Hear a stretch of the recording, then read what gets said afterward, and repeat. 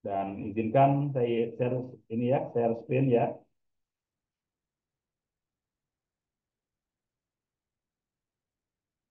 Nah, ini yang akan menjadi pedoman utama ketika kita melakukan ruqyah syar'iyyah. Kenapa kita harus mengetahui di klasifikasi penyakit dulu gitu sebelum kita melakukan ruqyah syar'iyyah? Karena tidak sedikit para peruqyah itu, apalagi peruqyah-peruqyah yang baru terjun, mengeneralisir semua jenis penyakit itu adalah akibat gangguan jin. Jadi belum apa-apa jin sudah disalahkan. Belum apa-apa jin yang salah, belum apa-apa jin yang salah. Sementara ya jin juga kan mungkin tidak selamanya menzalimi seseorang kalau memang tidak ada tujuan, tidak disuruh atau tidak melakukan apa-apa, tidak melakukan kezaliman juga terhadap orang lain. Tapi kalau perukiah-perukiah yang baru terjun, ini bukan ngomongin orang lain ya, pengalaman saya pribadi. Dulu ketika saya terjun menjadi seorang perukiah, apapun ya, jenis penyakit apapun itu selalu disangkut pautkan dengan yang namanya gangguan jin. Maka alhamdulillah beberapa guru mengajari saya, beberapa guru memberikan masukan kepada saya. Akhirnya saya bisa lebih paham lagi, oh ternyata bukan karena faktor gangguan jin semata gitu. Banyak juga faktor-faktor lain gitu ya. Banyak juga faktor-faktor lain yang memang bisa mengakibatkan kita terkena gangguan jin gitu.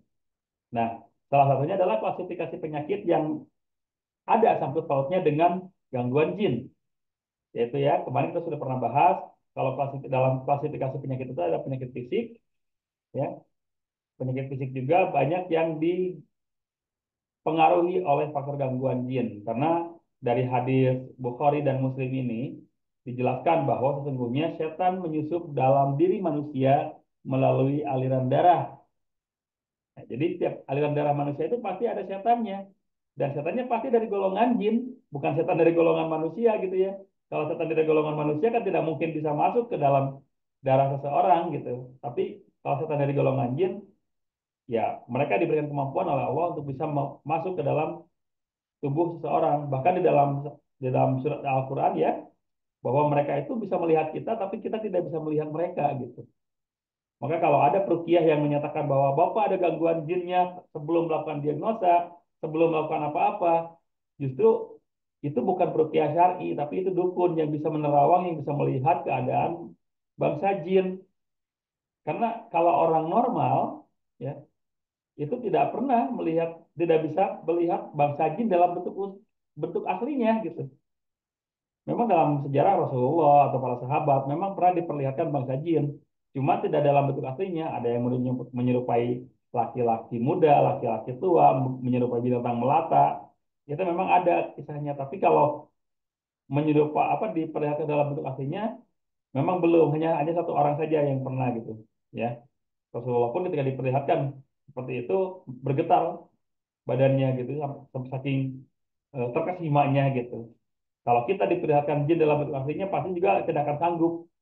Yang kita lihat sekarang atau yang kita sering apa simpulkan bahwa itu adalah bangsa jin ya hayalan kita saja gitu.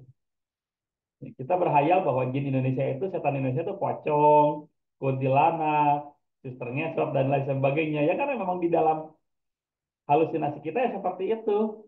Tapi kalau misalkan orang-orang Eropa kan berpikirnya jin itu setan itu ya Dracula, vampir, zombie ya karena memang pola pikirnya seperti itu. Makanya sebetulnya kita tidak bisa diperlihatkan atau kita tidak bisa melihat jin dalam bentuk aslinya dan kalaupun memang ada orang yang bisa melihat bentuknya jin, justru syahadatnya terbantahkan, ya, persaksiannya terbantahkan.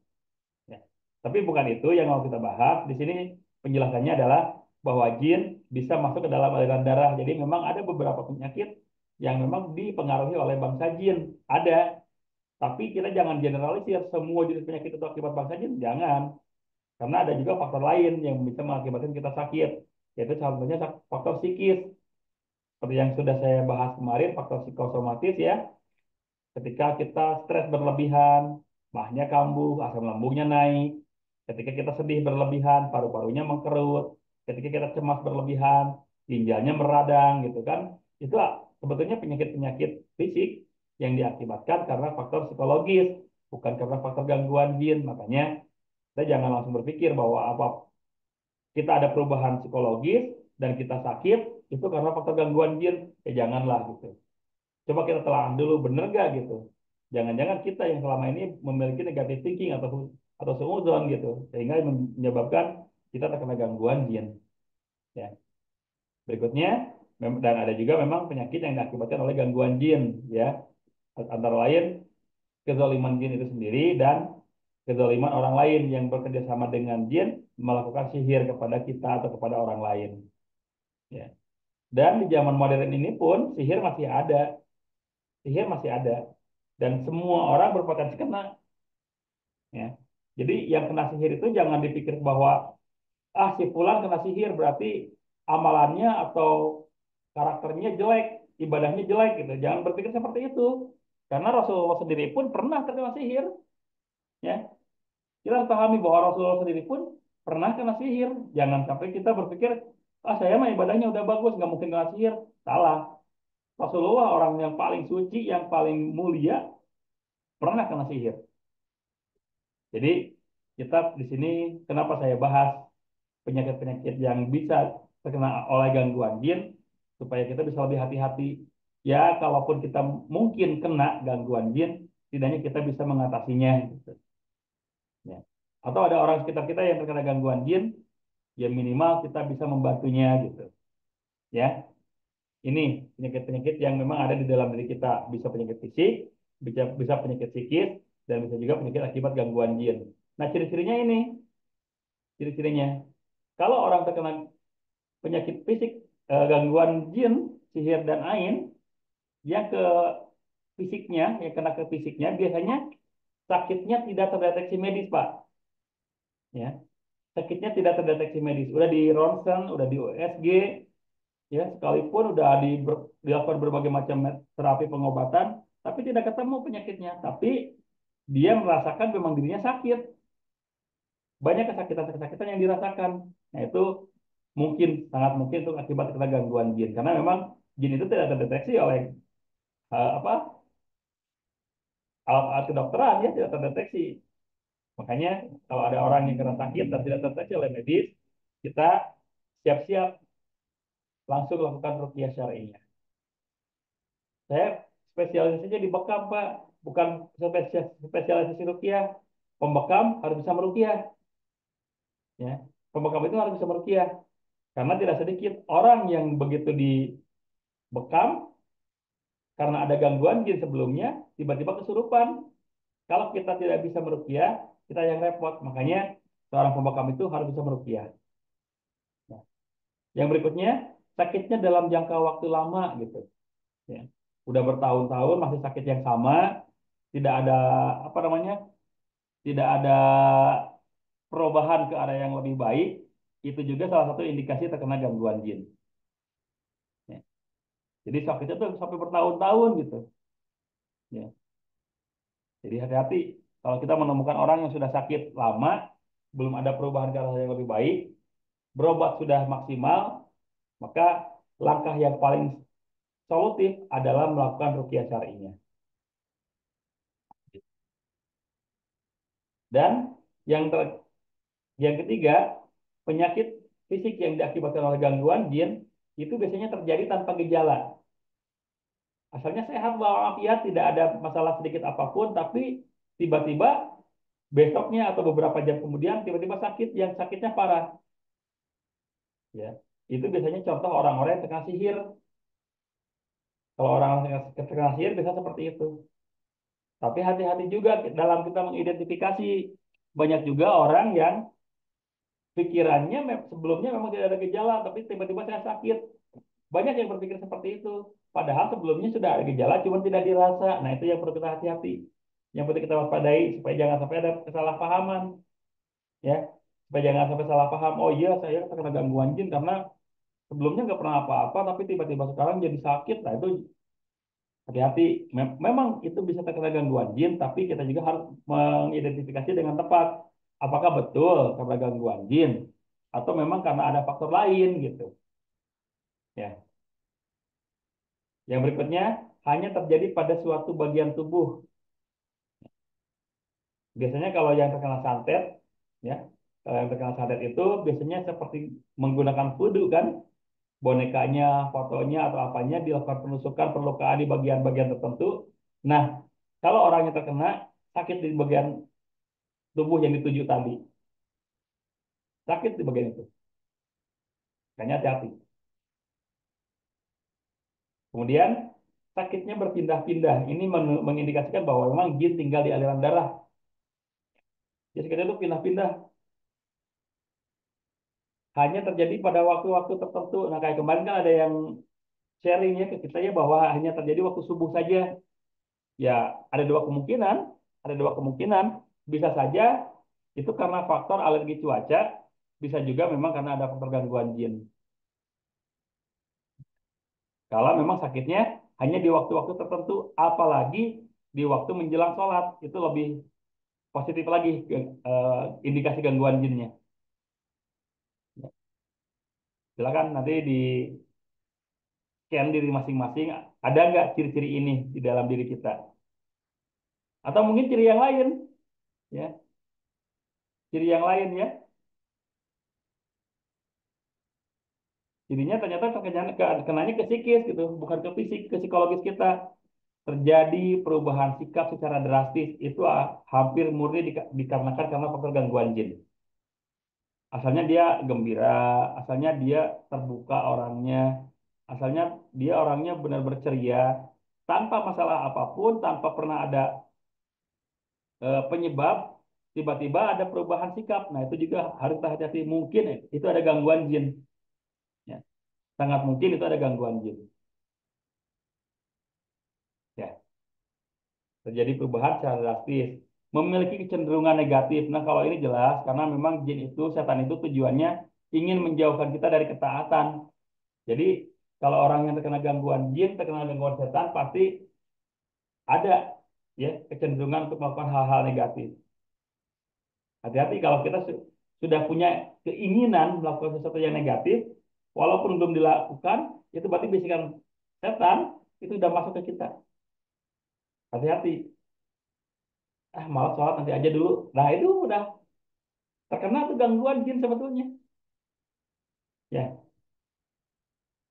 Kemudian perubahan sikap tanpa penyebab ya tadi ya, tidak ada penyebab apa-apa tapi berubah sikapnya. Bertindak di luar batas kewajaran. Nah, ini hati-hati. Ya. Di luar batas kewajaran, kalau marah marahnya banget, kalau sedihnya sedihnya luar biasa nggak ketulungan, itu ada indikasi gangguan jin. Berhalusinasi, fobia atau maniak, jadi ketakutan berlebih atau kecenderungan apa ya, takut gitu ya, ketakutan berlebih itu juga hati-hati. Atau maniak, keinginan yang berlebihan, itu juga hati-hati. Itu ada indikasi karena gangguan jin.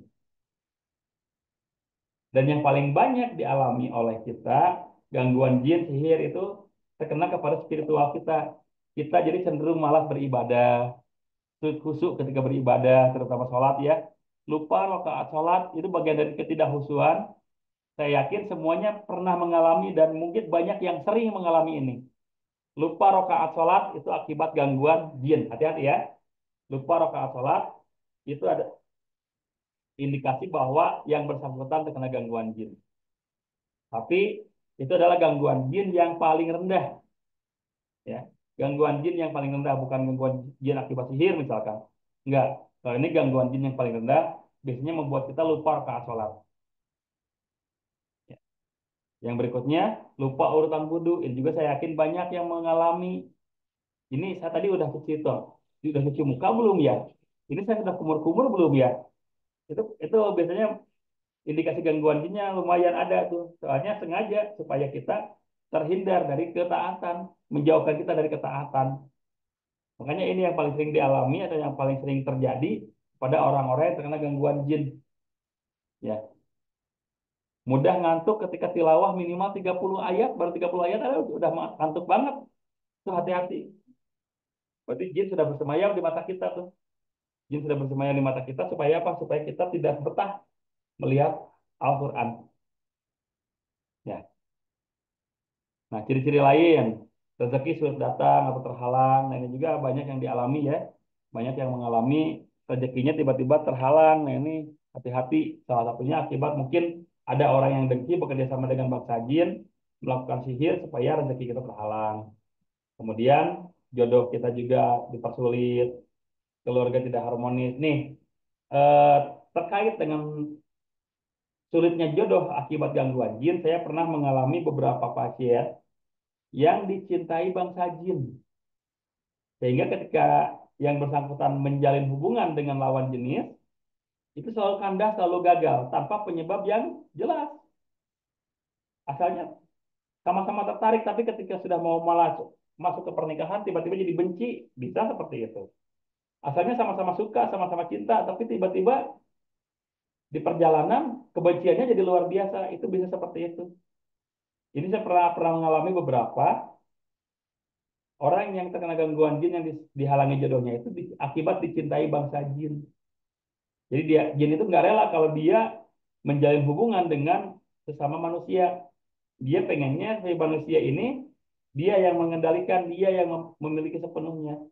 Nah, penyebabnya orang yang terkena gangguan jin sampai disukai bangsa jin itu biasanya ketika masuk kamar mandi lupa berdoa. Ketika kita lupa berdoa, maka otomatis hijab antara pandangan bangsa jin dengan kita itu terbuka. Dan ketika hijabnya terbuka, aurat kita terlihat. Dan ketika aurat kita terlihat, sangat mungkin bangsa jin bisa tertarik pada kita, bisa jatuh cinta sama kita. Ya, ini ciri-ciri akibat bangsa jin, ciri-ciri lainnya ya. Keadaan rumah jadi tidak nyaman, ya rumah yang tidak pernah atau jarang sekali dibacakan ayat Al-Quran, itu akan menjadi rumah tinggalnya bangsa jin. Makanya kalau rumah jarang dibacakan ayat Al-Quran, maka sangat mungkin kondisinya menjadi tidak nyaman. Ya, jadi kalau kita rumahnya sudah tidak nyaman, putar murotal minimal. Ya minimal putar murotal 10 selama 24 jam. Tapi bagusnya kita yang baca Al-Quran, kita yang ngaji perbanyak. Gitu. Ya, menangis tanpa keluar air mata ini biasanya terjadi dari anak kecil. Jadi kalau anak kecil itu kadang-kadang suka menangis tanpa keluar air mata gitu ya. Dan kejadiannya biasanya malam-malam. Biasanya kejadiannya malam-malam. Kalau ini biasanya diakibatkan karena faktor gangguan ain. Apa ain itu? Ain itu adalah pandangan mata jahat ya, pandangan mata jahat yang ditimbulkan biasanya dari kekaguman berlebihan. Makanya banyak orang anak-anak yang terkena ain karena banyak anak-anak itu yang kagum karena lucunya, karena pintarnya ya. Ih, ini anak siapa sih lucu banget? Ih, ini anak siapa sih pintar banget? Kita sebagai orang tua yang mendengar itu lupa dengan hak Allah. Anak saya dong, tanpa mengucapkan alhamdulillah, tanpa mengucapkan barakallah, itu bisa mengakibatkan bangsa jin masuk ke dalam tubuh kita atau ke tubuh anak kita gitu. Ya, jadi anak kita terkena ain akhirnya. Sering mimpi buruk, ini hati-hati nih. Yang sering mimpi buruk itu biasanya ada gangguan jin. Dan di dalam mimpi buruknya itu kadang-kadang memimpikan seseorang, kita nggak pernah memikirkan dia, kita nggak pernah ingat-ingat sama dia, mungkin kenal juga baru cuma kenal begitu aja, tapi tiba-tiba dia sering masuk ke dalam mimpi kita. Itu biasanya ada faktor pelet, ada faktor sihir mahabbah supaya si yang menjadi target sihirnya ini kepikiran kepada yang menyihirnya tadi. Jadi dimasukkanlah nafsnya ke dalam mimpi orang yang terkena gangguannya itu. Ada Bapak Ibu yang suka mimpi buruk? Kalau ada, ya silakan lakukan ruqyah mandiri. Sering memimpikan satu tempat. Nah, kalau ini biasanya terjadi ketika kita pernah mendatangi satu tempat, tapi tidak menghargai tempat tersebut. Contohnya pipis sembarangan, gitu ya. Kalau laki-laki nih, laki-laki kencing sembarangan, ternyata yang dikencingi itu tempat tinggalnya bangsa jin. Akhirnya jinnya mengganggu kita dengan sering memberikan mimpi buruk di satu tempat di mana kita melakukan kezaliman. Atau memang jinnya berasal dari situ, disuruh oleh seseorang untuk melakukan sihir, tapi jinnya berasal dari sebuah gunung misalkan. Hanya dia jadi datang ke kita dengan membawa nafsu kita ke gunung tersebut dan ditakut-takuti di situ. Ya, dibuat mimpi buruk di gunung itu misalkan, karena memang jinnya tinggal di tempat itu. Ciri-ciri penyakit akibat sihir. Jadi perubahan secara drastis penyakit. Ini nanti silakan dibaca ya. Eh, karena ini saya rasa kalau dibaca pun ini bisa langsung masuk gitu, bisa langsung masuk. Selanjutnya yang saya akan lanjutkan adalah definisi dari ruqyah, dari ruqyah itu sendiri. Ya, kita selama ini sering mendengar kata ruqyah dan tidak sedikit yang takut dengan kata ruqyah. Yuk di ruqyah yuk. Banyak yang takut. Saya nggak ada jinnya kok. Saya baik-baik aja kok. Padahal setiap manusia berpotensi terkena gangguan jin. Contohnya tadi, jangankan kita yang manusia-manusia awam, Rasulullah sekalipun yang manusia mulia, yang sudah tidak ada kemungkinan punya dosa, bisa terkena sihir, apalagi kita gitu. Makanya di sini saya akan jelaskan definisi ruqyah supaya kita tidak salah paham. Ruqyah itu bukan hanya untuk mengobati gangguan jin, bukan hanya untuk mengatasi orang kesurupan, tapi ruqyah itu dibutuhkan oleh semua orang. Ya. Ruqyah dibutuhkan oleh semua orang. Karena dari definisi ruqyah itu adalah mantra atau jampi. Makanya dulu Rasulullah itu pernah mengeluarkan hadis yang mengatakan bahwa inna ruqya wa tamima wa tiwala syirkun. Jampi-jampi, mantra-mantra, kepercayaan kepada hal-hal yang tidak seharusnya, misalkan percaya kepada bintang, kepada rasi bintangnya kayak sekarang tuh zodiak gitu ya, itu sebagian dari kesyirikan. Inna ruqya wa tamima wa tiwala syirkun. Ya, kenapa ada definisi seperti itu dulu? Karena dulu orang-orang zaman jahiliyah itu melakukan ruqyahnya dengan aneh-aneh bacaannya. Sumbernya nggak tahu dari mana gitu. Jadi menggunakan bacaan-bacaan yang aneh. Sekarang pun di Indonesia banyak yang melakukan itu. Kalau daerah Sunda itu membacakan jangjawokan. Di Sunda itu membacakan jangjawokan yang dari segi arti nggak tahu itu artinya apa. Sumbernya dari mana juga nggak tahu, tapi sering dibacakan. Makanya sering sekali di daerah Jawa Barat terkenal dengan sihirnya. Apalagi kayak di daerah di bagian selatan ya. Seputar pantai selatan di Jawa Barat itu sihirnya kuat. Pantai utara juga Banten dan sekitarnya itu sihirnya kuat. Kenapa? Karena memang orang-orang di tempat itu dulunya mengamalkan mantra-mantra atau jampi-jampi yang disebut yang jawokan tadi. Ya. Ini jawaban pertama, kenapa dulu Rasulullah mengatakan bahwa inna ruqya wa timama wa tamima wa tiwala syirkun. Karena dulu orang-orang jahiliyah menggunakan yang jawokan, menggunakan mantra-mantra untuk mengobati orang lain. Ya, dan tidak sedikit justru yang dalam mantranya itu bukan meminta kepada Allah, tapi meminta kepada dewa-dewanya mereka gitu. Ya. Sementara kalau ruqyah syar'inya ya itu di dalam hadis riwayat Abu Daud Rasulullah mengatakan tidak mengapa menggunakan ruqyah selama tidak mengandung kesyirikan. Nah, akhirnya kita harus paham asbabul wurudnya. Kalau yang pertama tadi Rasulullah mengatakan bahwa ruqyah itu bagian dari kesyirikan, tapi di kemudian hari Rasulullah mengatakan bahwa tidak apa-apa meruqyah asalkan tidak ada faktor syirik gitu, tidak ada unsur kesyirikan di situ. Artinya apa? Ya artinya apa namanya? Setelah diberikan penjelasan oleh Rasulullah bahwa ruqyah-ruqyah seperti itu syirik dan mereka beralih kepada ruqyah yang syar'i, akhirnya Rasulullah mempersilahkan membolehkan, silakan lakukan ruqyah selama tidak ada unsur kesyirikan di situ. Ya. Bagaimana unsur kesyirikan dalam ruqyah? Nah, ini yang perlu kita hati-hati nih. Unsur kesyirikan dalam ruqyah itu pertama terlalu percaya kepada ruqyahnya, terlalu percaya kepada ruqyahnya. Saya mah kalau nggak diruqyah sama Ustadz A, nggak bakal sembuh karena yang bisa menyembuhkan saya hanya Ustadz A. Itu sudah apa, masuk ke dalam ranah kesyirikan. Hati-hati, hati sekali. Ya, hati-hati sekali jangan sampai itu terjadi gitu. Atau percaya kepada proses ruqyahnya. Makanya sering sekali saya dapatkan, Pak, kalau untuk penyakit ini ayatnya apa ya? Itu hati-hati. Itu berarti mengkultuskan satu ayat untuk bisa mengobati sesuatu. Padahal seluruh ayat di Al-Quran itu syifa.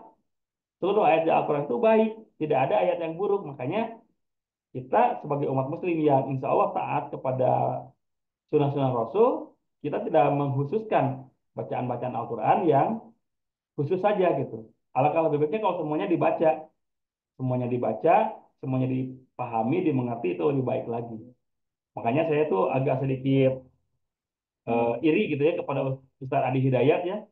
Saya nggak tahu bagaimana beliau cara belajarnya sampai semuanya seperti terscan di dalam otaknya. Bukan cuma ayat Al-Quran, plat nomor mobilnya si Dul aja sudah tahu kalau Ustaz Adi Hidayat gitu ya. Saking luar biasanya tuh faktor daya ingatnya. Makanya eh, di usia-usia yang seusia dengan saya Ustaz Adi Hidayat itu saya iri gitu. Kok beliau bisa gitu. Sementara saya jauh dari itu. Ya. Kemudian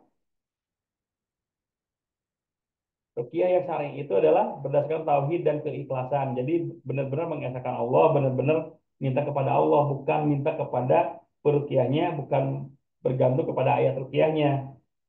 Ya. Jadi benar-benar percaya kepada Allah, benar-benar yakin kepada Allah. Dan yang berikutnya, tidak bergantung kepada ruqyah dan peruqyahnya, ya jelas ya. Bacaan berasal dari ayat Al-Quran dan doa-doa yang dicontohkan oleh Rasulullah. Ini ruqyah yang syar'i itu seperti ini, ya. Ruqyah syar'i itu seperti ini, yang dicontohkan oleh Rasulullah. Walaupun memang bukan dari Al-Quran bacaannya, tapi Rasulullah melakukannya, itu insya Allah menjadi doa untuk ruqyah. Ya, bacaan dimengerti dan dipahami ini sangat mungkin kita kebanyakan cuman baca aja Al-Quran, tapi tidak paham. Nah, sekarang kalau kita memang niat untuk menjadi ruqyah, coba pahami, coba mengerti arti dan makna dari apa yang kita bacakan. Kalau memang bacaan kita itu mengandung apa namanya, mengandung ancaman kepada bangsa jin, itu sangat bagus ketika nantinya digunakan untuk meruqyah jin-jin bandel di dalam tubuh seseorang yang tidak mau keluar. Kita gunakan ayat itu. Ternyata pas begitu kita membaca ayat yang lainnya, ini tentang nikmat, tentang surga, ya. Maka yang ayat-ayat seperti itu kita gunakan untuk me, apa ya namanya, mengajak jin itu bertobat. Karena kalau mereka bertobat, ini tempat mereka gitu, bukan lagi di dalam tubuh manusia. Ya, itu ya, yang perlu kita harus pahami. Ini ternyata yang diperbolehkan itu ruqyah seperti ini. Bukan ruqyah yang percaya kepada benda-benda, bukan ruqyah yang percaya kepada amalan-amalan, karena amalan yang paling bagus atau misalkan apa namanya tawasul, tawasul yang paling bagus, wasilah yang paling bagus itu adalah wasilah amalan pribadi yang dicontohkan oleh Rasulullah. Itu yang paling bagus. Ya, tidak mencampur adukan dengan hal lain yang menyebabkan pada kesyirikan. Ya tadi contohnya ruqyah, tapi ketika dia meruqyah ngaku bisa melihat jin, itu hati-hati, ada unsur kesyirikan di situ. Ruqyah tapi memberikan sesuatu nih, pegang ini, nanti rezeki kamu akan mudah datang, nanti jodoh kamu akan mudah datang. Itu hati-hati. Kalau sudah seperti itu, berarti ada unsur kesyirikan di dalamnya. Ya. Sebentar Bapak Ibunya, mohon maaf saya mau ke belakang dulu, pengen buang air kecil dulu sebentar ya.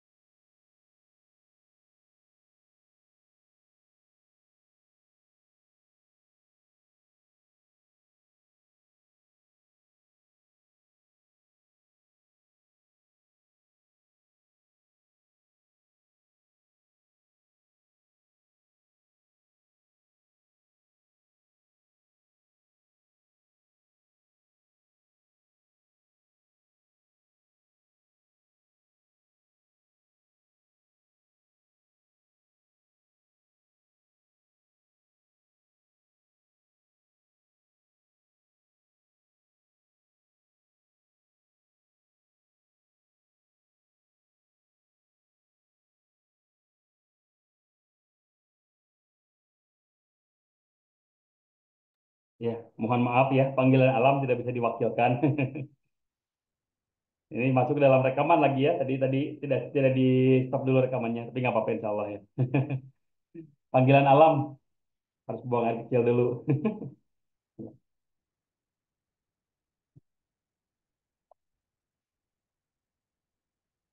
Baik, dilanjut.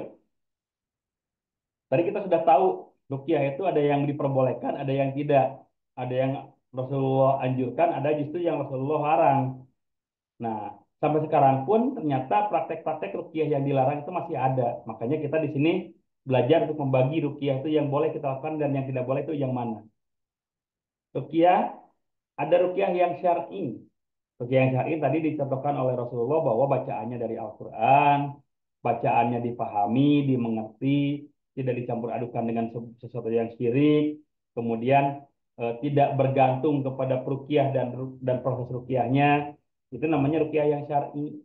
Dan untuk lebih syar'inya lagi, untuk lebih utamanya lagi, sebaiknya kita yang meruqyah diri sendiri.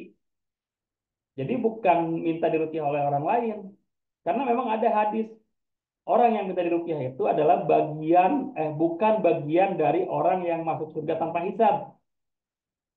Orang yang minta diruqyah. Makanya kenapa saya bahas ruqyah ini lebih baik ruqyah mandiri? Karena pertama kita merujuk kepada hadis itu, ya walaupun Rasulullah pun meruqyah dan Rasulullah pun diruqyah juga itu dalam kondisi tertentu. Tapi kalau dalam kondisi yang baik-baik saja, sebaiknya kita ruqyah mandiri. Jangan minta diruqyah sebaiknya. Kenapa? Karena ketika kita ruqyah mandiri, ketawakalan kita itu terjaga. Kita tidak bergantung kepada siapapun.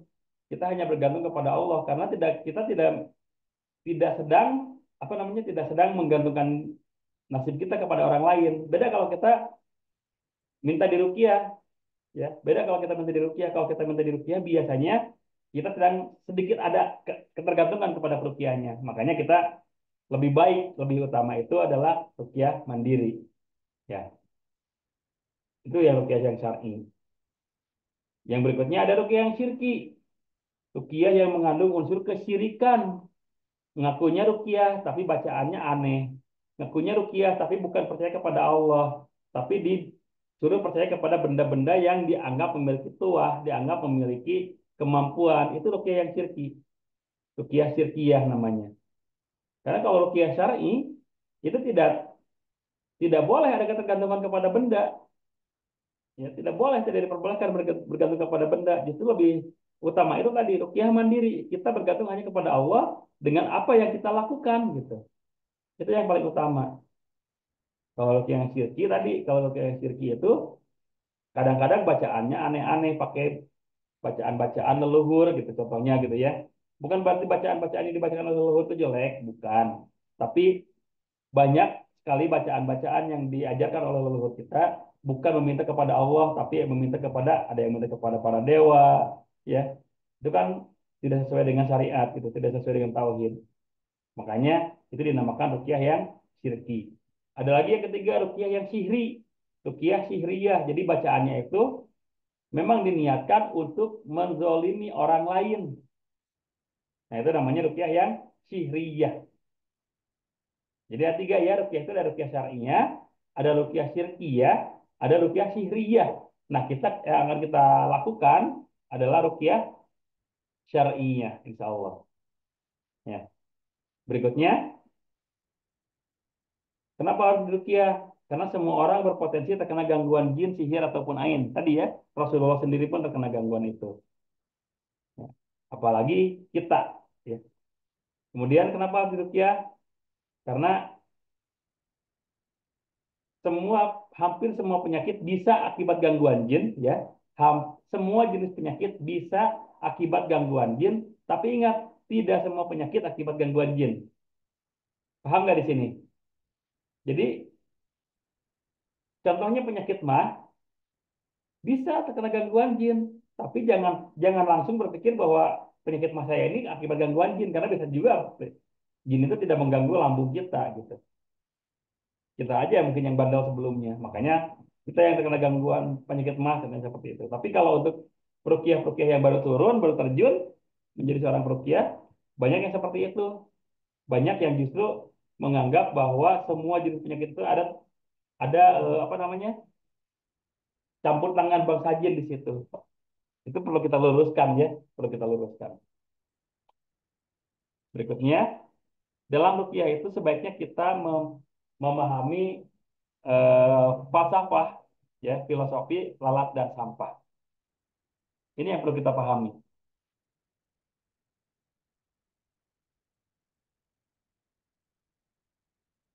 Bagaimana filosofi lalat dan sampah itu? Kita analogikan lalat itu jinnya, setannya. Sampah itu tempat masuknya setan ke dalam tubuh kita. Apa biasanya? Dosa kita, ya. Dosa-dosa kita, amalan-amalan jelek kita, itu yang menjadi tempat masuknya bangsa jin ke dalam tubuh kita. Walaupun tidak menutup kemungkinan ada orang soleh yang terkena gangguan, tapi yang lebih mungkin terkena gangguan adalah orang-orang yang tadi dosanya banyak, aktivitas amalannya banyak yang salah, yang tidak sesuai dengan syariat, bahkan menyelisihi syariat. Nah, itu yang perlu kita waspadai. Ya. Ayat Ruqyah, nah ini yang sering banyak ditanyakan oleh siapapun, baik itu peruqyah ataupun pasien. Banyak yang menanyakan ayat Ruqyah. Maka jawabannya, ini yang paling sering dibaca, tapi seluruh ayat di Al-Quran bisa digunakan untuk melakukan ruqyah syariah. Yang paling sering sih ini, Al-Fatihah, ayat kursi, dan trikul. Itu yang paling sering. Tapi bukan cuma itu. Seluruh ayat di Al-Quran itu bisa digunakan ayat untuk meruqyah syariah. Contohnya untuk orang-orang yang terkena gangguan sihir, itu biasanya dibacakan ayat Al-Baqarah 102. Ya, surat Al-Baqarah ayat 102. Kenapa? Karena di situ dijelaskan tentang sihir. Karena dulunya ada fitnah kepada Nabi Sulaiman bahwa Nabi Sulaiman yang mengajarkan sihir. Ternyata melalui surat itu, melalui ayat itu, Al-Baqarah 102, dijelaskan bukan Nabi Sulaiman yang mengajarkan sihir, justru Nabi Sulaiman yang memberantas sihir. Ya, gitu. Makanya kalau ada orang yang terkena gangguan sihir, kalau misalkan bisa membacakan ayat Al-Baqarah 102, itu lebih bagus. Tapi kalau belum hafal, ya yang hafal aja. Ya, yang hafal aja. Tapi bukan berarti ya kalau yang hafalnya ini aja, udahlah ini aja, yang lainnya nggak perlu dihafalin. Bukan berarti seperti itu. Memang yang paling sering digunakan ini untuk meruqyah, tapi lebih baik kita hafalkan juga ayat-ayat yang lain. Dan bukan cuma dihafal, dipahami, dimengerti ayat, makna, dan apa namanya, dan maksudnya. Arti, makna, dan maksudnya, dia pahami itu. Supaya nanti ketika kita meruqyah, kita seolah-olah sedang mendakwahi jinnya gitu. Dengan membacakan ayat ini, jinnya dinasehati supaya jangan mengganggu orang lain. Dengan dibacakan ayat ini, jinnya sedang kita ajak untuk keluar dari tubuh orang itu dan supaya nantinya bisa bergabung dengan orang-orang yang masuk surga tanpa hisab tanpa azab tadi gitu. Jadi kalau ada yang bertanya, ayat ruqyah yang mana? Insya Allah semua ayat di Al-Quran bisa dijadikan ayat ruqyah. Ya, gitu. Itu ya tentang ruqyah. Sekilas tentang ruqyah. Nanti insya Allah di pertemuan-pertemuan selanjutnya kita akan bahas lebih detail lagi tentang ruqyah. Ya. Di sini sudah jam 9.13 tapi chat yang masuk sudah 45 nih. Sambil jalan saya coba baca ya sambil kita lanjutkan nanti materi tentang ruqyahnya dan silakan Bapak, Ibu eh, kalau mau nanti kita lakukan praktek ruqyah terutama ibu-ibu ya, silakan gunakan pakaian yang menutup aurat supaya nanti kita bisa lakukan ruqyah syariah online. Ya, Insya Allah kita akan di akhir nanti kita akan lakukan ruqyah syariah online. Ya, setelah saya bacakan chat-chat yang masuk. Jadi silakan gunakan pakaian yang menutupi aurat dan fokus kita akan praktekkan ruqyah. Jadi di sini nanti saya akan meruqyah Bapak Ibu semuanya. Jangan melihat kanan kiri, usahakan ya nanti zoomnya bukan dimatikan, tapi zoomnya berfokus gitu. Semuanya kamera nyala tapi tidak melihat ke yang lain, ya. Tidak melihat ke yang lain, tapi cukup ke fokus ke diri kita sendiri aja. Ya, baik. Saya akan mulai bacakan chat-chat yang masuk. Bila khawatirnya ada pertanyaan-pertanyaan yang memang perlu jawaban secepatnya.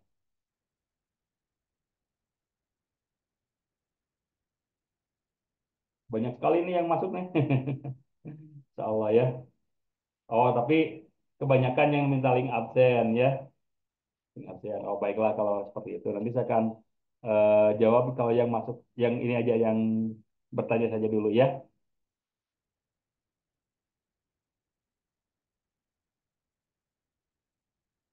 Tentang diagnosa, apakah tangan atau lidah anak-anak bisa didiagnosa? Ya bisa Pak, sama aja.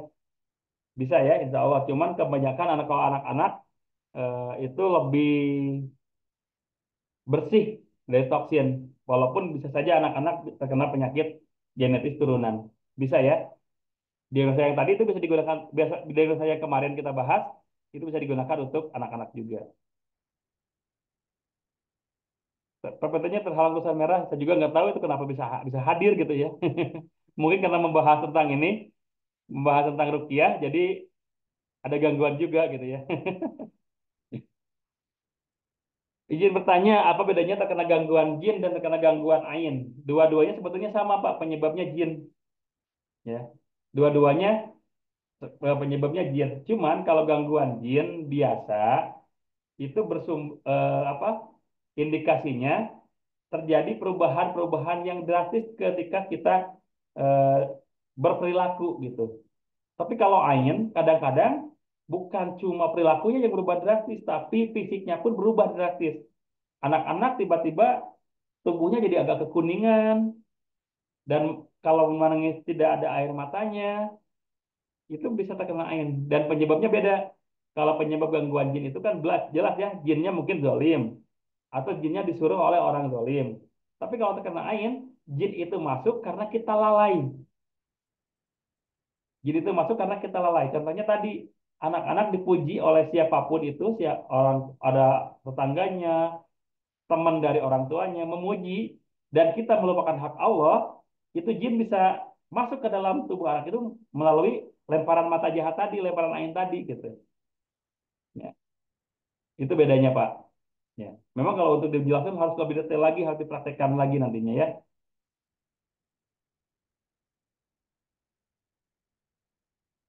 Apa ciri jin penghalang jodoh dan solusinya untuk rukiahnya gimana? Jin penghalang jodoh itu biasanya dia eh, posisinya lawan jenis. Kalau dia yang diganggunya laki-laki biasanya jinnya perempuan ataupun kebalikannya kalau jinnya perempuan yang menggunanya jin laki-laki itu ciri yang pertama. Kenapa? Karena biasanya kalau yang menghalangi jodoh itu jinnya suka kepada orang yang diganggunya. Dia nggak rela kalau orang yang diganggunya itu nanti apa menjalin ibadah, kan nikah itu ibadah ya, menjalin ibadah dengan orang lain selain dirinya. Dia nggak rela, makanya dibuatlah dihalangi jodohnya.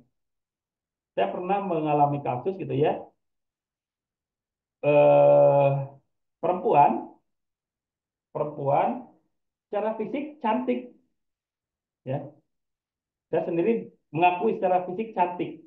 Tapi ketika ada orang yang mendekati, banyak orang yang mendekati, awalnya mendekati karena kagum, karena suka, karena cantik gitu ya. Tapi di pertengahan jalan seolah-olah jadi berubah pandangannya. Kok jadi jelek ya kelihatannya. Karena di mukanya dipengaruhi oleh apa jinnya gitu. Akhirnya supaya tidak berjodoh dengan siapapun ya.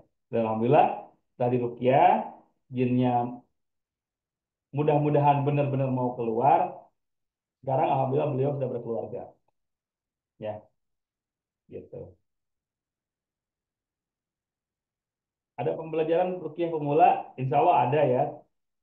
Cuma kalau untuk pembelajaran rukyah memang untuk kalau via online agak sedikit apa namanya sedikit ribet, lebih baik offline kalau untuk rukyah nanti ya insya Allah mudah-mudahan nanti ada kesempatan ada waktunya kita belajar rukyah secara offline. Tiba-tiba gemetar terus lemas tidak ada tenaga sama sekali. Terus kadang-kadang ada perasaan lemah itu gangguan jin atau psikis. Harus kita diagnosa Bu. Jadi kalau cuma mendapatkan informasi seperti ini biasanya diagnosanya kurang begitu bisa dijabarkan, ya, kurang bisa dijabarkan. Dan diagnosa yang terbaik untuk melihat apakah orang tersebut gangguan jin atau tidak, ya dengan ruqyah. Ketika di ruqyah biasanya orang yang terkena gangguan jin itu bereaksi dengan catatan dia fokus, dia niat mau di ruqyah. Ya. Tapi kalau misalkan ada gangguan jin tapi tidak niat di ruqyah, ya dibacakan ayat satu Al-Quran full sekalipun nggak bakal ada reaksi. Kenapa? Karena jin di dalam tubuhnya itu seolah-olah tamu, ya kita biarkan tamu itu tinggal di dalam diri kita. Ada Pak RT yang ngusir, tapi karena yang punya rumahnya membiarkan, ya jinnya betah-betah aja gitu. Jadi kalau misalkan eh, sudah niat di ruqyah dan begitu di ruqyah ada reaksi-reaksi tertentu, maka itu hampir bisa dipastikan ada gangguannya di dalam tubuhnya. Maka ruqyahnya dilanjutkan dengan apa? Dengan ruqyah mandiri, insya Allah. Ya, gitu. Jadi kalau pertanyaannya seperti ini, tiba-tiba gemeter, lemas, nggak ada tenaga sama sekali, kadang perasaan jadi lemah, apakah itu gangguannya atau tidak, itu harus didiagnosa lebih intens, buat lebih detail lagi. Termasuk harus komunikasinya dilihat juga, komunikasinya seperti apa. Kadang-kadang yang terkena gangguan jin komunikasinya ngaco, ya gitu.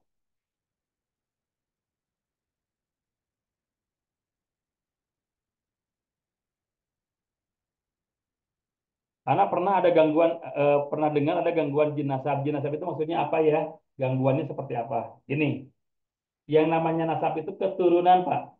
Ya, yang namanya nasab itu keturunan. Maka ketika disebutkan gangguan jin nasab, itu adalah jin yang memang dulunya mungkin pernah kerjasama dengan orang tua kita, dengan leluhur kita, baik disengaja atau tidak. Mungkin kalau orang tuanya yang paham, leluhur kitanya paham, nggak mungkin tiba-tiba mau bersekutu dengan bangsa jin. Tapi mungkin karena tidak sengajaan, ya bisa saja itu eh, terkena gangguan jin. Dan biasanya kalau sampai meninggal leluhur kita dan belum terputuskan gangguan jinnya, itu kena ke keturunannya. Nah, itulah yang dinamakan jinasab. Makanya saya pernah banyak sekali menangani orang-orang yang tidak pernah melakukan ritual-ritual aneh, tidak pernah melakukan sesuatu yang melanggar syariat, tapi ada gangguan jin. Oh, ternyata dulunya leluhurnya pernah ada yang bersekutu dengan bangsa jin. Pernah kan dengar yang namanya sampai 7 turunan? Ya, itu bisa terjadi ketika ada dulu orang tua kita, mungkin leluhur kita bekerja sama dengan bangsa jin, belum terputuskan, dan perjanjiannya jin itu akan mengganggu sampai 7 turunan, bisa saja orang yang tidak ada ritual aneh sebelumnya terkena gangguan jin juga gitu. Ya. Itu yang namanya jin nasab. Jadi jinnya itu eh, apa namanya? Jinnya itu sudah sebelum kita lahir pun sudah mengganggu keluarga kita atau leluhur kita. Dan begitu kita lahir, kita jadi target akhirnya gitu. Itu namanya jin nasab. Gangguannya seperti apa? Gangguannya banyak, Pak. Ya, gangguannya banyak. Dan biasanya kalau orang yang terkena gangguan jin nasab, itu biasanya kena indigo. Ya, biasanya kena indigo. Jadi seolah-olah bisa meramal. Seolah-olah bisa meramal. Jadi paling sering terkena orang-orang indigo itu adalah indikator orang-orang yang terkena gangguan jin nasab. Paling sering seperti itu. Ya,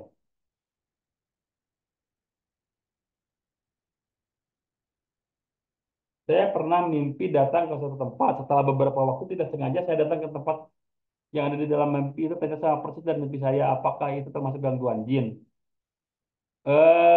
Apa namanya? Yang mimpinya itu jadi kenyataan di kemudian hari, itu namanya apa ya? Saya tuh lupa lagi namanya. Aduh, Masya Allah lupa ya. Tapi ya, karena dimensi jin dengan dimensi kita itu kadang berbeda. Ya, bisa bisa seperti itu, Pak. Ya, memang bisa seperti itu. Jadi ketika jin masuk ke dalam mimpi kita, diperlihatkan satu tempat yang memang tempat itu sudah ada sebelumnya, dan jin itu berangkat di saat itu, padahal jinnya sedang ada di dimensi waktu yang lain, ya bisa seperti itu. Jadi kalau kita pernah seperti itu, hati-hati. Dejavu ya, dejavu, baru ingat lagi tuh, dejavu. Nah, dejavu itu memang ada salah satu indikator adanya gangguan jin. Karena dimensi jin dengan dimensi kita itu memang ada perbedaan. Ya. Sering dimimpiin, dililit, kadang dicaplok ular sedari dulu masih perawan sampai saya punya anak dua. Kenapa itu Pak Ustadz? Ular itu adalah jelmaan bangsa jin. Banyak dari hadis dikatakan bahwa jin itu menjelma menjadi binatang melata. Dan ingat, jin itu bisa masuk ke dalam mimpi. Jadi kalau memang sering, dalam tanda kutip sering ya dimimpiin seperti itu, hati-hati. Bisa jadi itu memang terkena gangguan jin. Dan kalau dari perawan sampai sekarang masih belum belum ter, terdeteksi atau belum ada solusinya, ada dua kemungkinan Bu. Kemungkinan yang pertama itu jinasab. Jadi memang dari dulu sebelum kita beranjak balik, jinnya sudah ada dengan kita. Karena jin kan waktu seseorang meninggal, jin mah tidak meninggal. Nah, jadi bisa jadi salah satunya jin asab. Atau yang kedua, jin yang disuruh oleh orang lain untuk merusak rumah tangga karena terjadinya semenjak perawan kan, semenjak ibu masih perawan sampai sekarang setelah punya anak dua. Mungkin tujuannya salah satunya untuk merusak rumah tangga ibu, bisa jadi seperti itu. Ya. Kalau memang dalam tanda kutip sering dimimpiinnya, tapi kalau cuma satu kali dua kali ya itu wajar bunga tidur. Ya.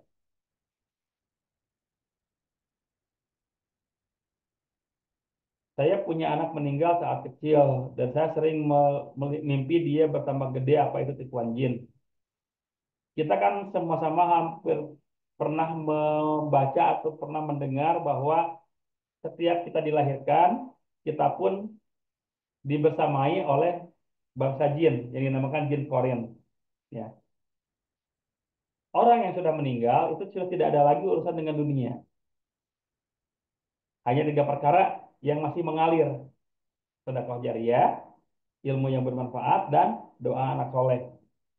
Ya, itu yang masih mengalir. Tapi yang lainnya sudah terputus hubungannya dengan dunia. Jadi ibu, kalau anak ibu sudah meninggal sejak kecil, beliau itu sudah tenang di alam sana, dan apalagi sebelum balik ya, kalau sebelum balik insya Allah masuk surga karena belum ada dosa. Tapi kalau ibu sedang diperlihatkan mimpi seperti itu, hampir bisa dipastikan itu gangguan jin korinnya. Supaya apa? Supaya ibu berlarut-larut dalam kesedihan, supaya ibu gagal move on gitu.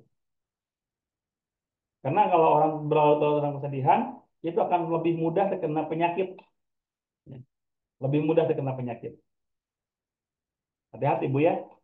Ibu sebelum tidur sebaiknya banyak istighfar dan punya wudhu insya Allah.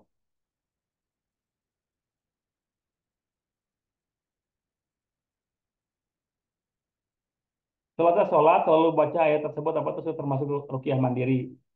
Ya sebetulnya sudah termasuk Bu.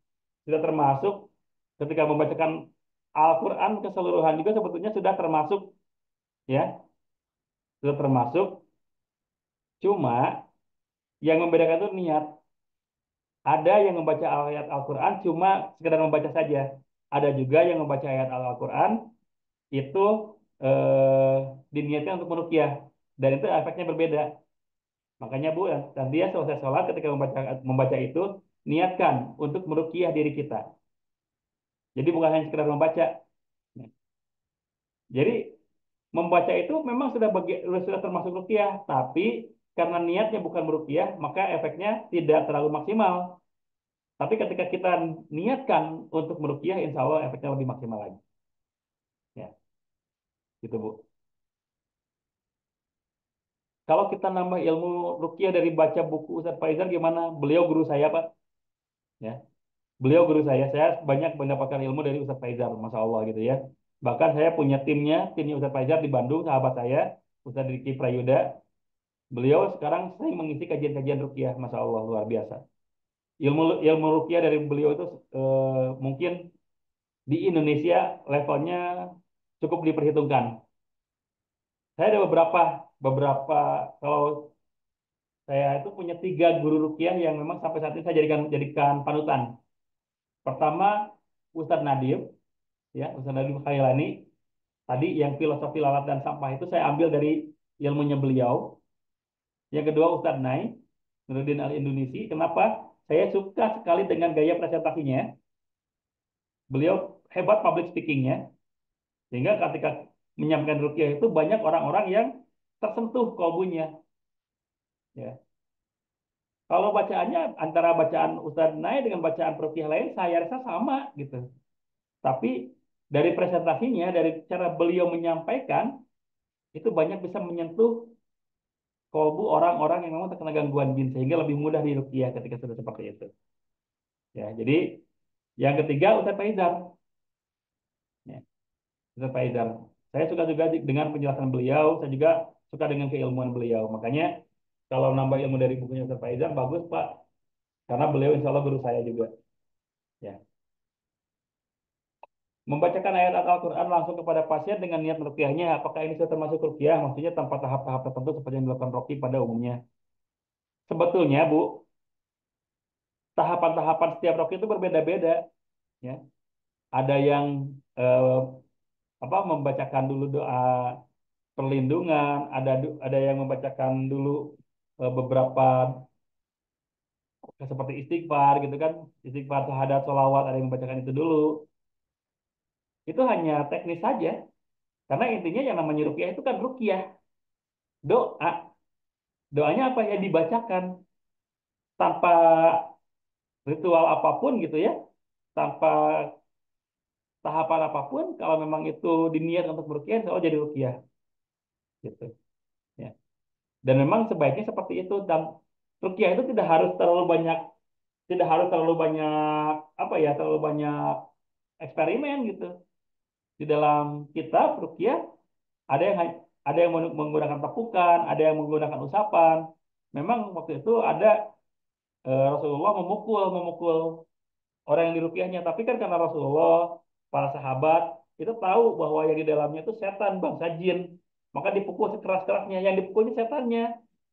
Maka ketika ditanyakan kepada markinya, kepada yang diruqyahnya, tidak terasa apa-apa karena mereka benar-benar menggunakannya dengan ilmu, dengan ketawakalan. Tapi kalau kita sekarang melihat orang yang memukul-mukul dalam ruqyah, kita pertanyakan, ya, kita pertanyakan, emang apa namanya, tingkat kesolehannya sudah seperti apa sih? Sudah mendekati Umar kah? Sudah mendekati sahabat kah? Kalau memang kesolehannya belum, jangan digunakan itu gitu. Ya. Dan yang paling utama dalam ruqyah itu ya tadi bacaannya, ya, bacaannya dipahami, dimengerti dan diniatkan untuk mendakwahi jinnya supaya keluar dari tubuh pasiennya, atau untuk mendakwahi pasiennya supaya dia berniat mengeluarkan jinnya dari dalam tubuh gitu. Ya, gitu. Jadi tidak tidak perlu tahapan-tahapan yang yang baku gitu dalam ruqyah. Itu hanya perbedaan dari tiap roki saja. Ya.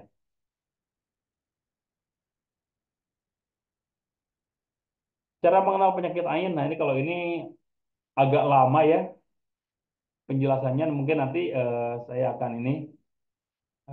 akan bahas di lain waktu yang lebih detail, full hanya membahas ain. Ya. Karena kalau sekarang udah setengah 10 agak terlalu mepet waktunya. Takutnya ada keburu gitu ya menjelaskan ain. Saya sampai ngantuk berat karena materi kita malam ini. Masya Allah ya. Saya sendiri pun ngantuk, Pak. Sebelum pelajari ruqyah, apakah kita ijazah terlebih dahulu? Bagusnya memang punya sanad, Pak. Memang yang namanya ilmu itu bagusnya bersanad. Tapi di dalam ruqyah, yang namanya berdoa, ya, kita kan dari kecil diajarin. Dari kecil diajarin berdoa itu seperti apa.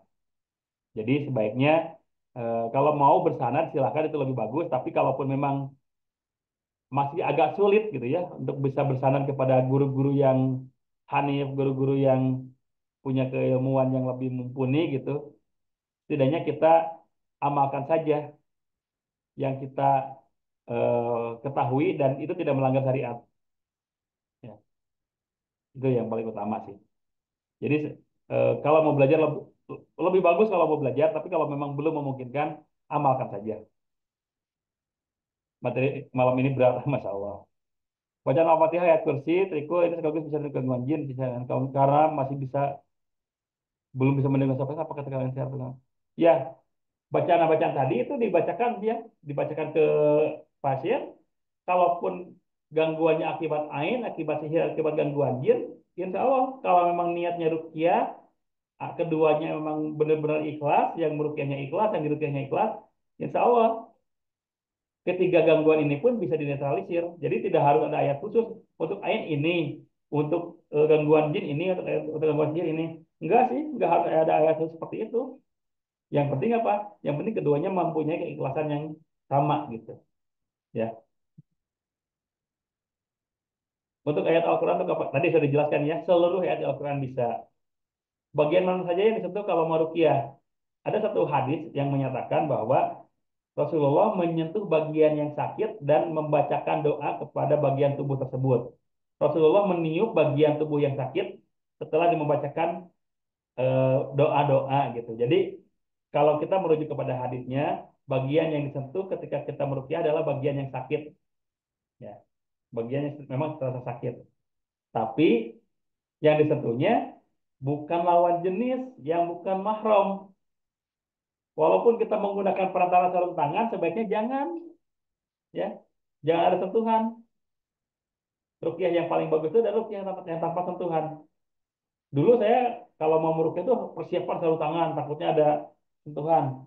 Sekarang alhamdulillah tanpa sarung tangan saya tidak mempersiapkan sarung tangan ketika meruqyah. Kenapa? Karena memang tidak mau ada sentuhan, ya. Tidak mau ada sentuhan. Bacaan saja yang kita maksimalkan, ya. Setelah bacaan kita berikan konseling. Nah, itu yang lebih bagus gitu. Tidak perlu ada sentuhan. Soalnya pernah ada kasus ini wallahu a'lam fitnah atau bukan, ada Rocky yang melakukan tepukan kepada pasiennya dan si pasiennya merasa kesakitan. Walau alam beneran pasiennya yang kesakitan atau jinnya yang kesakitan saya nggak tahu, tapi merasa kesakitan ngadu ke polisi. Rokinya bermasalah dengan hukum akhirnya. Makanya kalau tanpa sentuhan itu lebih bagus, ya. Kalau ke orang lain, tapi kalau ke diri sendiri, ketika kita meruqyah silakan sentuh bagian yang sakitnya, ya. Dejavu ya tadi ya.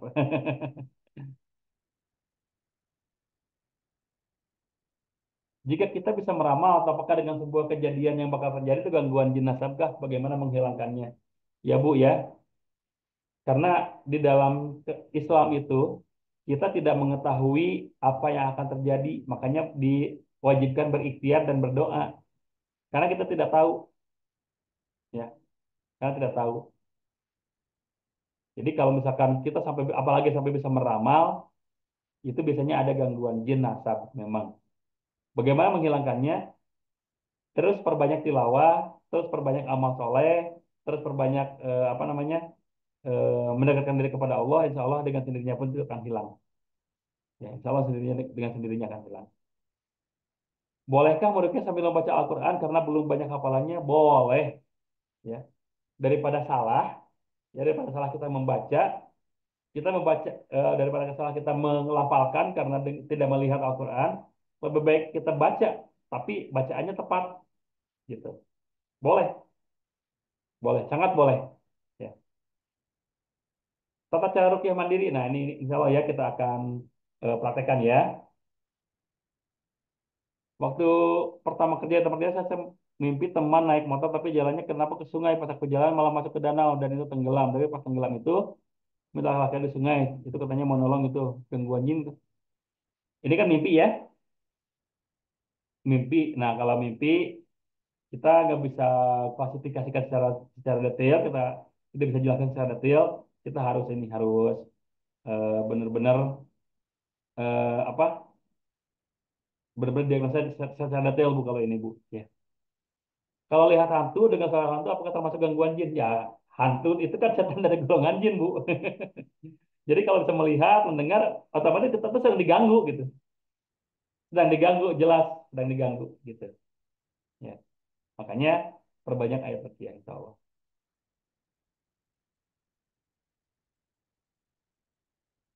Berarti mimpi orang yang sudah meninggal termasuk gangguan jin juga. Iya, kemungkinan besar seperti itu, Bu. Karena tadi orang yang sudah meninggal itu sudah tidak mau lagi datang ke dunia, ya. Sudah tidak mau lagi datang ke dunia. Mereka Sudah kalau yang mendapatkan azab apa yang mendapatkan azab di kubur, mereka tidak diberikan kesempatan ke dunia. Ya, mereka yang mendapatkan nikmat di kubur, mereka sudah tidak mau lagi ke dunia. Jadi tidak ada urusan lagi dengan dunia gitu. Orang tua saya sering sekali bermain orang tuanya bertemu dengan saya dan ketika bangun sekilas seperti terlihat. Nah itu juga kemungkinan besar jin korinnya. Karena kalau orang yang sudah meninggal sudah tidak ada urusan lagi. Bagaimana dengan orang sering sering atau bisa melihat setan seperti pocong? Nah itu juga perlu diruqyah Bu. Ya, biasanya itu ada gangguan jin di matanya sehingga matanya bisa lebih sensitif untuk bisa melihat sebangsa mereka. Ya, mau tanya kalau bermimpi melihat bulan ada dua langit, yang satu sebelah kanan, satu sebelah kiri, keduanya sempurna bulat, namun kanan putih, kiri agak merah, tak terlalu pekat seperti keduanya seperti pertama, seperti purnama. Kalau untuk menafsirkan mimpi saya kurang bisa Pak ya, jadi nggak tahu ini maksudnya apa. Apakah cuma bunga tidur atau ada apa ada penjelasan lainnya saya kurang paham juga gitu ya. Kalau untuk menafsirkan mimpi saya kurang kurang kurang bisa tahu ya. Apakah seorang yang belum menikah yang mulai melakukan ruqyah berbeda efeknya dengan orang yang sudah menikah ketika melakukan ruqyah secara efek atau pengaruh dan dampaknya ke depannya? Karena seingat saya ruqyah juga ruqyah bisa juga dikenal dengan jin orang yang diruqyah. Ini ya, doa orang yang sudah menikah itu lebih mustajab ya. Doa orang yang sudah menikah itu lebih mustajab. Karena separuh daripada ibadahnya sudah dilaksanakan. Maka kebanyakan peruqyah itu biasanya mereka ingin segera menikah karena ingin doa-doanya mustajab. Ya, dari segi efek. Tapi kalau memang belum ketemu jodohnya ya jangan dipaksakan. Kalau memang kita berniat menjadi peruqyah dan kita punya kemampuan meruqyah, jodohnya belum ketemu, ya itu ya jangan dipaksakan, tetap aja lakukan ruqyahnya Pak. Ya. Dan memang untuk orang-orang yang sudah menikah kadang-kadang yang sudah berkeluarga ya, orang yang sudah berkeluarga kadang-kadang ketika meruqyah itu bisa terkena serangan balik. Serangan baliknya macam-macam. Mungkin tidak ke orangnya, tapi mungkin bisa ke keluarganya. Makanya seorang peruqyah itu wajib melakukan doa-doa perlindungan. Ya, apa doa perlindungan? Ta'awuz pun doa perlindungan. Jadi minimal sebelum kemana-mana ta'awuz dan basmalah. Ya. Supaya apa? Supaya kita terhindar dari gangguan jin, keluarga kita pun terhindar dari gangguan jin. Ya. Ketika pasien jauh, apa boleh meruqyah dengan media air? Kemudian air yang diruqyah itu disuruh untuk diminumkan. Sebetulnya itu boleh, Pak ya. Sebetulnya itu boleh, tapi alangkah lebih bagusnya Bapak bimbing dia berdoa dan dia yang meniupkan doa-doanya kepada air yang akan dia minum. Supaya apa? Supaya tidak tergantung kepada air yang Bapak berikan gitu. Sebetulnya bisa aja. Jadi air yang sudah kita doakan memang hasilnya akan lebih baik dibanding air yang tidak kita doakan. Tapi air yang didoakan oleh diri sendiri itu lebih bagus. Ya, kalau jin korin leluhur kita selalu mengikuti itu gimana baik atau buruk buat badan? Sebaik-baiknya bangsa jin adalah seburuk-buruknya bangsa manusia. Makanya kalau ada jin korin yang baik dari siapapun ya, dari leluhur kita, jin korin kita, itu memang Allah beri turunkan sebagai ujian bagi kita. Tujuan mereka itu membisiki sesuatu yang negatif, sesuatu yang buruk kepada kita. Makanya Allah sedang menilai usaha kita. Bisa nggak mengatasi itu? Kalau bisa mengatasi itu, jaminannya surga. Makanya kalau ada orang yang eh, apa namanya, kalau ada orang yang selalu diganggu jin korean itu sudah pasti jin koreannya ingin menjerumuskan kepada orang kepada sesuatu yang buruk gitu. Ya. Kalau dilihat dari mata ciri-cirinya bagaimana? Tadi ya, untuk bisa melihat gangguan seseorang terkena gangguannya atau tidak itu bukan dilihat dari fisik, tapi dilihat dari proses ruqyah. Ketika di ruqyah biasanya eh, apa namanya kalau di ruqyah itu biasanya seperti apa? Ada reaksi gitu. Nah, kalau ada reaksi itu seperti itu memang ada gangguan jin. Jadi kita nggak bisa melihat seseorang dari fisiknya, apakah ini terkena gangguan jin atau bukan itu tidak bisa. Tapi diagnosa ruqyah itulah dengan meruqyah langsung. Kalau seperti Nishiti Nampi itu jin Korea atau jin suruhan sendiri ya. Kalau Nishiti Nampi itu drama, Bu. Itu drama cocokologi. Mungkin kalau minta bantuan ke pesulap merah sudah di ini, sudah di apa namanya? Sudah dibuktikan. Jadi kalau seperti orang-orang seperti itu ya, itu bukan lagi dibantu bangsa jin, bukan, tapi memang mereka seolah-olah seolah dibantu bangsa jin, padahal cocokologi saja, ya, cuma cocokologi saja, tidak ada eh, keterlibatan bangsa jin di situ mungkin. Kalaupun ia bekerja sama dengan bangsa jin, ya otomatis bekerja sama dengan jin kafir. Karena kalau jin Muslim, mereka tidak akan mau kehidupannya atau ibadahnya diganggu dengan disuruh oleh manusia gitu. Ya. Jadi gitu Bu. Kalau Siti Nampi itu orang yang ini, orang yang hanya cari sensasi saja, yang ingin banyak pasien saja. Gitu. Ya. Mohon kiat-kiatnya, bagaimana supaya doa kita mustajab. Satu Pak kiatnya, ikhlas. Ya. Kiatnya ikhlas. Jadi bagaimanapun bagusnya bacaan kita, bagaimanapun banyaknya hafalan kita, tapi ketika kita meruqyah orang lain atau meruqyah diri sendiri kita yang tidak ikhlas, ya kecil kemungkinan doanya akan diijabah. Apa ikhlas itu? Apakah ikhlas itu tidak minta bayaran? Bukan. Ikhlas itu benar-benar terpaku kepada Allah. Kalau apa namanya? Kalau tidak minta bayaran itu bukan ikhlas, Pak, tapi rela gitu. Tapi kalau ikhlas itu kan jelas ya, hanya bergantung kepada Allah. Kalau ketika diruqyah reaksinya menangis, sedih, apakah itu indikasi ada gangguan jin? Orang Muslim ketika dibacakan ayat Al-Quran itu bergetar hatinya.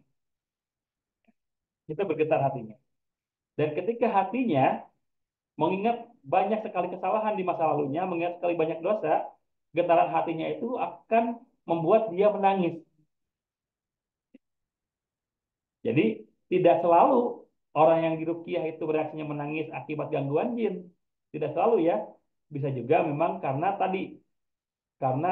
ada eh, penyesalan dosa di masa lalu yang ketika dibacakan ayat-ayat Al-Quran, ketika dibacakan ayat-ayat ruqyah, hatinya bergetar, kalbunya bergetar, sehingga merimain kembali dosa-dosanya dan kita mentaubatinya. Itu bagus.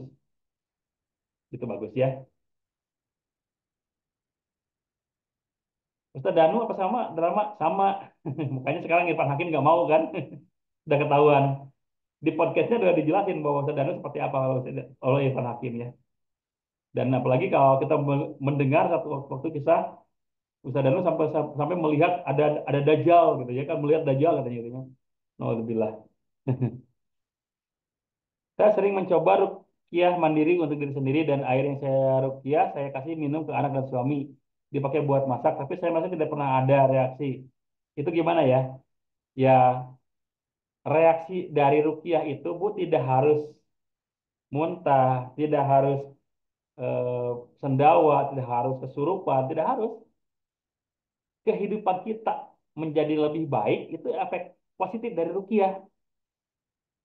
Jadi kalau kita berpikir seperti tidak ada reaksi ya ruqyah, itu salah.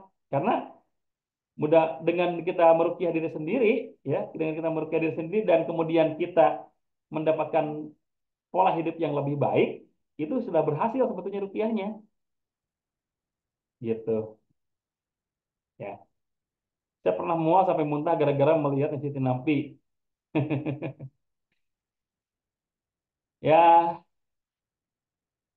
walau alam ya itu kenapa, tapi jelas kalau Siti Nampi itu saya bisa katakan dia dukun, bukan seorang peruqyah, bukan. Ya. Saat diruqyah tidak ada reaksi, apakah pasien tersebut tidak ada gangguan jin?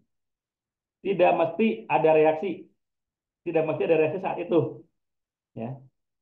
Dan orang yang kena gangguan jin pun tidak tidak selamanya bereaksi. Lihat juga kehusuannya, lihat juga keikhlasannya. Kalau memang dia tidak ikhlas, dibacakan ayat satu Al-Quran pun nggak bakal ada reaksi apa-apa.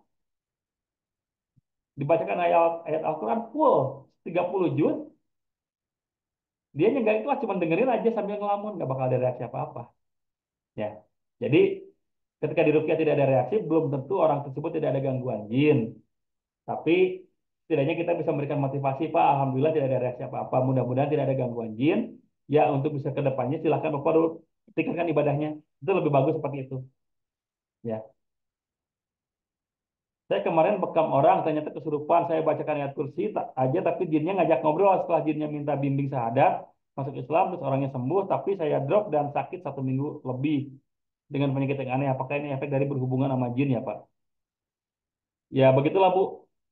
Karena memang dalam kaidah ruqyah itu sebetulnya tidak harus kita berkomunikasi dengan bangsa jin, ya. Karena bisa jadi tipu daya, mereka syahadat bisa syahadat, mereka seolah-olah masuk Islam bisa bisa seolah-olah masuk Islam gitu. Ngaku keluar bisa saja ngaku keluar, karena kan kita tidak lihat gitu. Jadi kedepannya kalau memang ada yang seperti itu sebaiknya jangan diajak berkomunikasi. Saya dulu sampai sampai saya upload kan video-video ruqyah saya ketika berkomunikasi dengan bangsa jin. Itu di masa jahiliyah saya masih kurang paham tentang ruqyah. Tapi sekarang ketika ada pasien bereaksi atau tidak, ya saya lanjutkan bacaan ayat Al-Quran. Paling kalaupun berkomunikasi hanya menyuruh keluar saja, tidak menanyakan dari mana, tidak menanyakan siapa yang nyuruh, tidak menanyakan tujuannya apa, enggak. Tinggal ya ukhruj, ya ukhruj, ukhruj, keluar, keluar, keluar, keluar kalian. Cuma seperti itu saja. Ya. Jadi tidak sampai berkomunikasi intens gitu, dengan bangsa jin, karena bisa berbahaya juga. Bisa kita terkena tipu daya. Contohnya, saya pernah meruqyah seorang perempuan yang terindikasi ada gangguan jin pelet, sihir mahabbah. Padahal perempuan itu sudah berkeluarga, sudah punya suami, sudah punya anak. Ketika saya ruqyah, saya sengaja saya tidak tanya dan asalnya dari mana, tidak tanya siapa yang menyuruh, tidak tanya. Karena khawatir ketika jinnya ngaku, keluarganya melakukan tindakan yang lebih ekstrim. Makanya saya tidak komunikasi. Eh, malah keluarganya yang nanya, kamu disuruh siapa?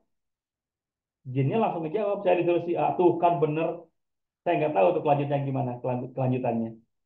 Walaupun saya sudah bilang kepada yang nanya itu, Pak, jangan dipercaya, karena bisa jadi ini tipu daya, ya, tipu daya eh, bangsa jin untuk mengambil domba seseorang, untuk memfitnah seseorang. Makanya jangan langsung percaya.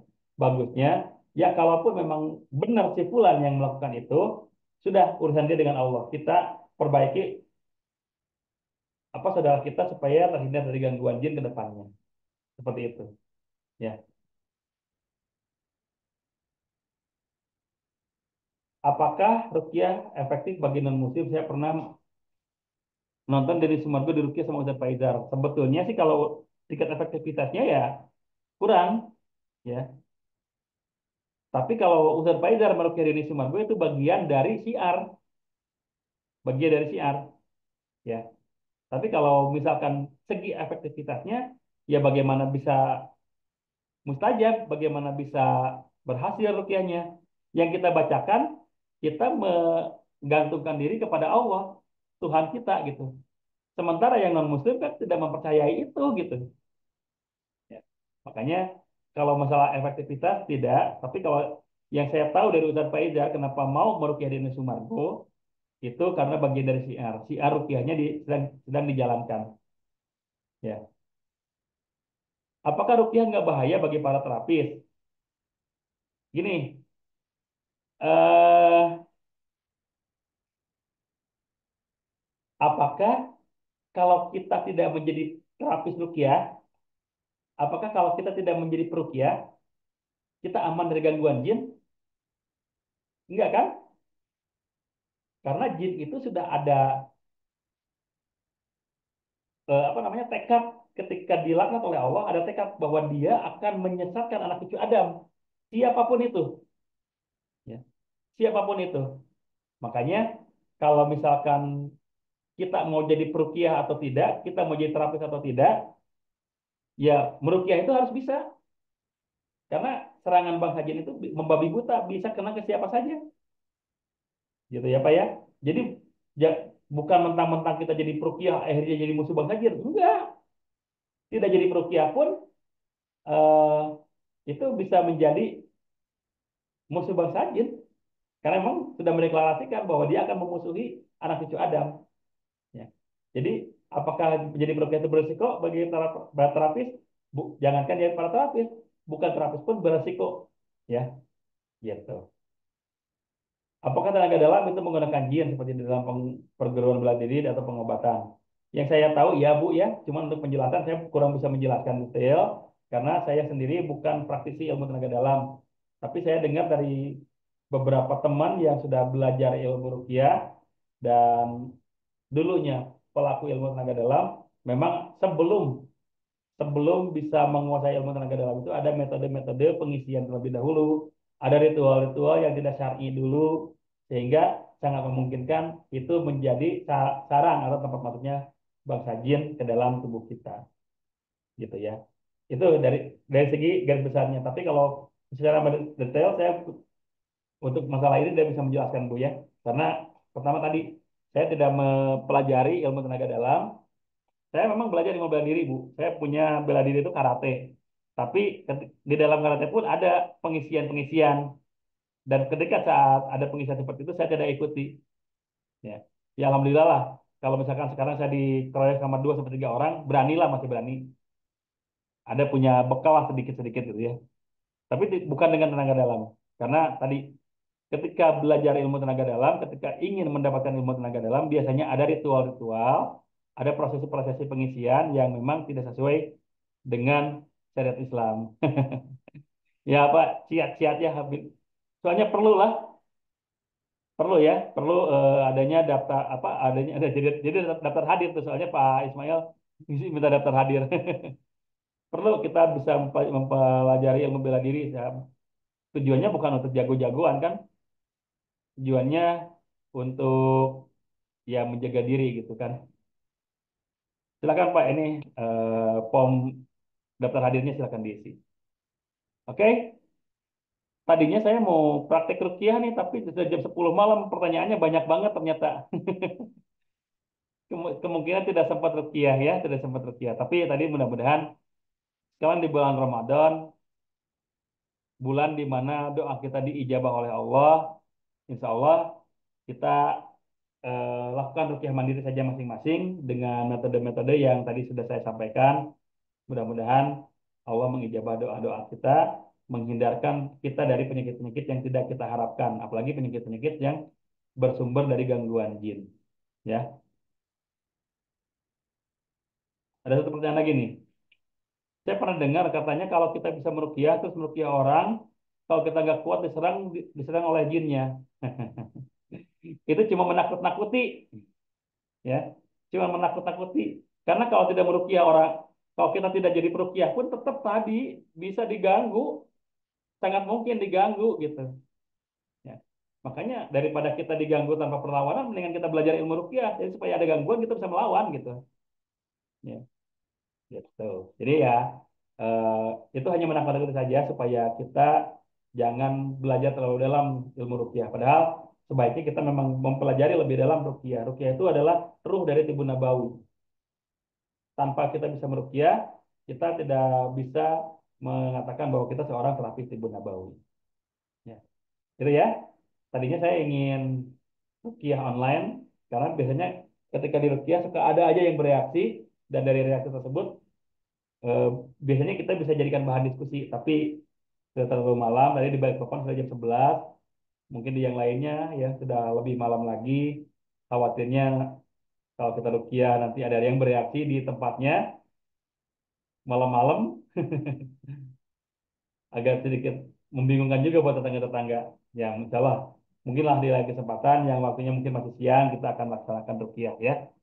Baik Bapak Ibu, untuk kesempatan malam hari ini mungkin saya cukupkan sampai sekian. Silakan dibuka kameranya. Kita kembali lakukan foto bersama. Silakan dibuka kameranya. Soalnya tadi udah ada yang niat tuh sampai ganti baju dulu katanya mau foto bersama. Praktek rukiahnya next time ya insya Allah ya. Insya Allah next time kita praktek rukiah. Mohon sementara tidak ada yang chat dulu karena chatnya bisa menghalangi foto orang lain ya. Chatnya bisa menghalangi foto orang lain. Oke, pada hitungan ketiga, siap-siap semuanya pasang gayanya ya. Satu, dua, tiga. Oke, baru di slide yang pertama. Masih ada slide yang selanjutnya. Siap. Satu, dua, tiga. Oke, satu lagi. Satu kali lagi. Satu, dua, tiga. Iya, oke. Sudah ada yang sampai niat kan ganti baju dulu mau foto bersama. Ya mudah-mudahan dengan kata seperti ini bisa menjadi apa ya bisa menjadi ajang silaturahim ke depannya jadi saling mengenal. Oh Pak Nanan tuh yang ini, oh Pak Iko tuh yang ini, Pak Asri ini yang ini, Pak Awaludin yang ini. Jadi ketika nanti kita bertemu di di lain kesempatan mungkin ya mungkin Bapak datang ke tempat saya ke Bandung atau saya ke tempat atau Bapak atau Ibu ke tempatnya bisa silaturahim insya Allah. Ya. Karena kita sudah tahu, oh ini wajahnya seperti ini, wajahnya seperti ini. Karena kebanyakan selama ini yang eh, bertemu secara online itu banyaknya yang off cam gitu. Tapi kalau sekarang alhamdulillah peserta ada 62 orang, tapi setiap harinya hadir lebih dari 57, 68 orang selalu hadir. Jadi cuma 4, 5 orang yang tidak hadir. Ya, alhamdulillah menunjukkan Bapak Ibu antusias untuk menggali ilmu di bulan Ramadan ini. Mudah-mudahan keberkahan bisa kita dapatkan sama-sama. Baik, itu saja Bapak Ibu yang bisa disampaikan pada kesempatan malam hari ini. Mudah-mudahan bermanfaat karena bagaimanapun saya masih dalam tahap belajar dan pasti banyak salahnya, pasti banyak kurangnya. Mohon dimaafkan sekali lagi. Mudah-mudahan apa yang disampaikan bisa menjadi jalan keberkahan bagi kita semua. Saya buka mikrofonnya karena kita akan sama-sama berdoa untuk mengakhiri pertemuan ini dengan membacakan doa kafaratul majelis. Bismillahirrahmanirrahim. Subhanallah wa bihamdika asyhadu an la ilaha illa anta astaghfiruka wa atubu ilaik. Akhirul kalam. Wabillahi taufiq wal hidayah. Assalamualaikum warahmatullahi wabarakatuh. Ya, Ustaz. Itu Bapak Ibu ya, izin dihentikan semuanya. Selamat malam.